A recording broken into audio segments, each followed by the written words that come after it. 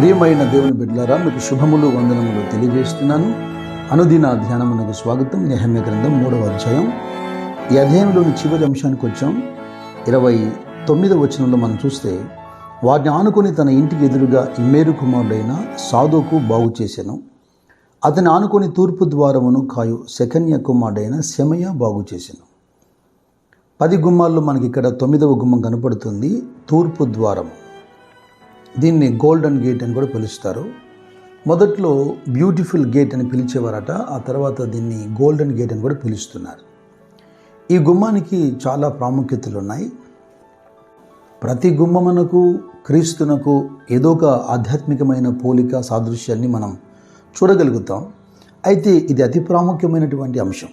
ఎందుకంటే హెబ్రీ గ్రంథకర్త అంటాడు కదా, తన పిల్లలు అంటే దేవుని పిల్లల గురించి మాట్లాడుతూ ఎందుకు యేసుక్రీస్తు ఈ లోకానికి వచ్చాడు, తన పిల్లలు రక్త మాంసములు కలిగిన దేహంలో ఉన్నారు, తర్వాత మరణ భయం చేత ఉన్నారు, దాస్యమునకు లోనై ఉన్నారు. అటు స్థితిలో అటు అనుభవంలో ఉన్న తన పిల్లల్ని విడిపించడానికి క్రీస్తు వచ్చాడు. ఇదిగో ప్రజలందరూ ఆయన ఎదుట యూదుల రాజుకు జయమని కేకలిస్తూ ఖజూర మట్టలు చేత పట్టుకొని హోసన్నా హోసన్నా అని అరుస్తూ దారి పొడవున తమ వస్త్రములను చెట్ల కొమ్మలను పరిచారే.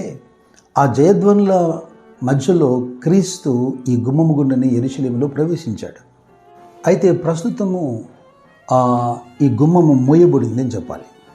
ఈ గుమ్మముకు సంబంధించి యెహెజ్కేలు యొక్క ప్రవచన మాటలు మనం చూడాలి. యెహెజ్కేలు గ్రంథం 44వ అధ్యాయంలో, తూర్పు తట్టు చూచు పరిశుద్ధ స్థలం యొక్క బయటి గుమ్మం మార్గమునకు అతడు నన్ను తోడుకొని రాగా ఆ గుమ్మము మూయబడి ఉండెను. అంతటా యెహోవా ఈ మాట నాకు సెలవిచ్చెను, ఇజ్రాయేలు దేవుడైన యెహోవా ఈ గుమ్మము ద్వారా ప్రవేశించెను గనక ఏ మానవుడును దాని ద్వారా ప్రవేశింపకున్నట్లు మూయబడియే ఉండును.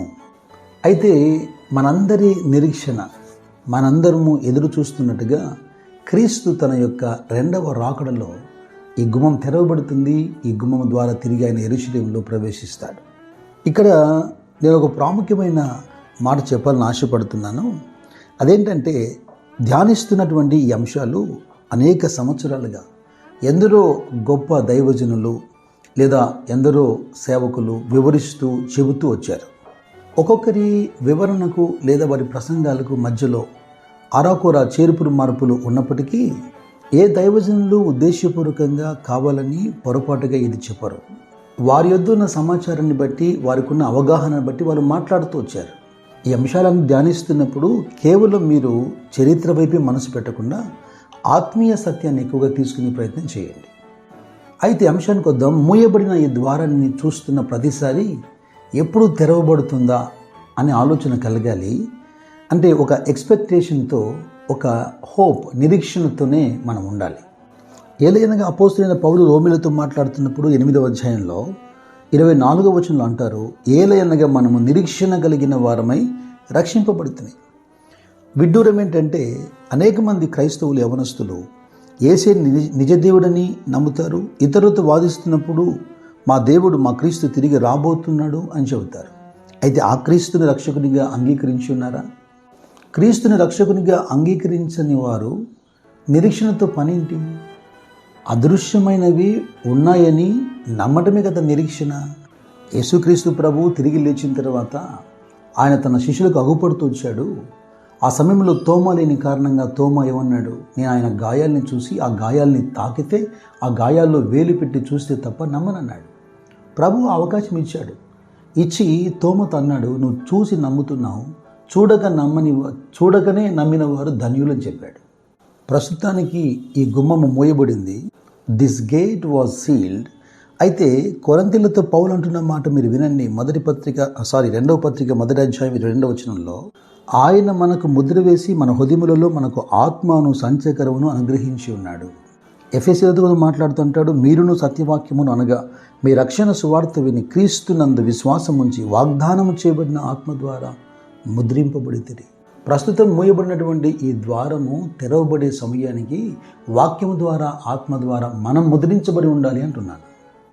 ఈ అధ్యాయంలో చివరి ద్వారమైనటువంటి మిబ్కాదు ద్వారం, అతన్ని ఆనుకొని నెతనీయుల స్థలమునకు మిబ్కాదు ద్వారమునకు ఎదురుగానున్న వర్తకుల స్థలం యొక్క మూల వరకును బంగారపు పనివాని కుమారుడైన మల్కీయా బాగు చేసింది. మిబ్కాదు అనే ఈ హెబ్రీ మాటకు అర్థం ఏంటంటే నిర్ణయించబడినటువంటి స్థలము, అపాయింటెడ్ ప్లేస్, లేదా మరొక మాట ఇన్స్పెక్షన్ గేట్ అని కూడా అంటారు ఈ యొక్క ద్వారాన్ని.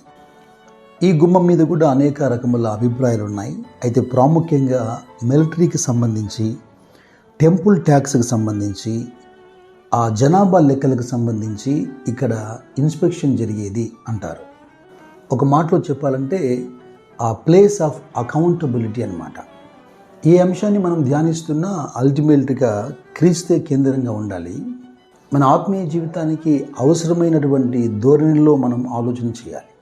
మరి ఈ యొక్క ఇన్స్పెక్షన్ గేట్ అని మనం చదువుతున్నప్పుడు మన గ్రహింపులకు వస్తున్న అంశం ఏంటంటే క్రీస్తు యొక్క న్యాయపీఠం. ఈ లోకంలో మనం చలామణైనంత కాలం మనం మనుషుల్ని ఎదిరించవచ్చు, ఎవరికి భయపడకుండా మనం బ్రతుకోవచ్చు. కానీ మత్తయి సువార్త 25వ అధ్యాయంలో తలాంతుల ఉపమానంలో చెప్పబడినట్టుగా చెడ్డ దాసుడా అనిపించుకుంటామా ఆయన న్యాయపీఠం ఎదుట? బల మంచి నమ్మకమైన దాసుడా అని మెప్పు పొందుతామా? పరిశీలన విషయంలో కీర్తనకారుడు చూడండి ఎంత మంచి మాట అన్నాడో. 119వ కీర్తన 59వ వచనం అంటాడు, నా మార్గములు నేను పరిశీలన చేసుకుంటుని నీ శాసనము తట్టు తిరిగి తిని అంటాడు. వాక్యానుసారమైన జీవితం కొరకు తరచూ తను పరిశీలన చేసుకుంటున్నాడు. అంత మాత్రం కాకుండా దేవుని కూడా అప్పచెప్పుకుంటున్నాడు. చూడండి 139వ కీర్తనలు అంటాడు చివరి వచనాల్లో, దేవా నన్ను పరిశోధించి నా హృదయమును తెలుసుకొనము, నన్ను పరీక్షించి నా ఆలోచనలను తెలుసుకొనము. దేని కొరకు అంటే నీకు ఆయాసకరమైన మార్గం ఏదైనా నాలో ఉందేమో చూడుము అంటున్నాడు. చివరి బలిగా అర్పించబడుతున్నటువంటి గొర్రె అయిన క్రీస్తు కూడా బాగా పరిశీలన చేయబడ్డాడు. అనేక రకాలుగా తప్పులు మోపి ఆయన న్యాయపీఠం ఎదుట నిలబెట్టి పరిశీలన చేశారు. లూకా సువార్త 23వ అధ్యాయంలో అధికారులు అంటున్నారు, ప్రధాన యాజకులు పిలాతు అంటున్నారు, మీరు అనేక నేరములు ఇతని మీద మోపుతున్నారు. ఇతన్ని విమర్శ చేయగా మీరు మోపిన నేరములలో ఒక్కటైనను నాకు కనబడలేదు, హేరోదునకు కూడా కనబడలేదు. అపోస్తలుడైన పౌలు అన్నట్టుగా ఎవరో ఒకరు మనల్ని పరిశీలించి మన మీద నేరములు మోపకూడదు. మనల్ని మనం పరిశీలించుకునే అనుభవం నిత్యము మనకు ఉండాలి. క్రీస్తు రెండవ రాకడ గురించి నిరీక్షణ కలిగిన వారందరూ రక్షణ పొందండి.